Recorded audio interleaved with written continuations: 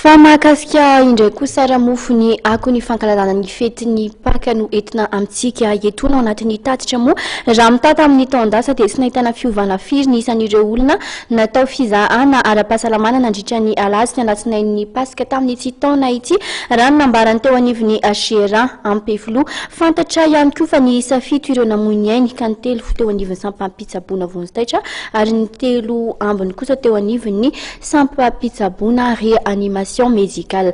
Ravakarandremanalina sy mamy Raha Samuel no nanao ny fanadihadiana kosa.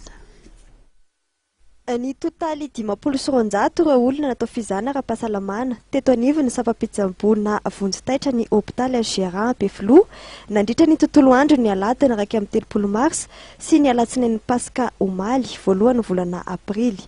Ny 12 tamin'ny roa tsy maintsy nahiditra hôpitaly raha toka ny isa 720 ireo olona nozahana ka tsy nanana aretina mavesatra ary nalefanody rehefa nahazo fitsaboana.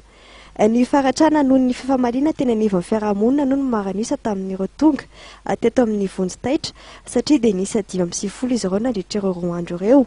Manaraka aveo kosa ny ratra azo noho ny loza-pifamoivozana izay ny totaly 420 ary ny totaly 420 ny ratra noho ny loza teny amin'ny toerana ahitana vahoaka maro mitangorona.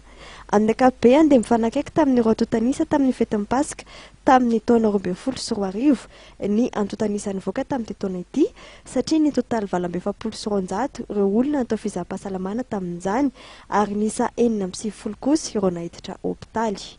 Ny totaly 730 kosa ireo olona natao fizahana teo anivon'ny sampam-pitsaboana momba ny fanapozinana raha-tsakafo nandritra ireo roa andro mipasoka ireo ka ny 12 nahiditra hôpitaly raha toka nalefanody ny ambiny.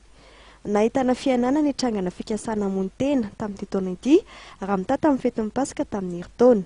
Ny isa 7 izany tamin'ity indray mitoraka ity raha toka 7 tamin'ny taon-dasa. Ny fanapozinana raha-tsakafo tsotra moa dia tsy nihetsika satria ny isa 7 izany na tamin'ity taona ity na tamin'ny taon-dasa. Ny fanapozinana raha-tsakafo be kosa dia fantatra fa tsy nisy mihitsy tamin'ity fetin'ny Paska ity. Raha ny fantatra ihany koa dia nisa 4 moa ireo olona namoy ainy teo anivon'ity sampana iray ity.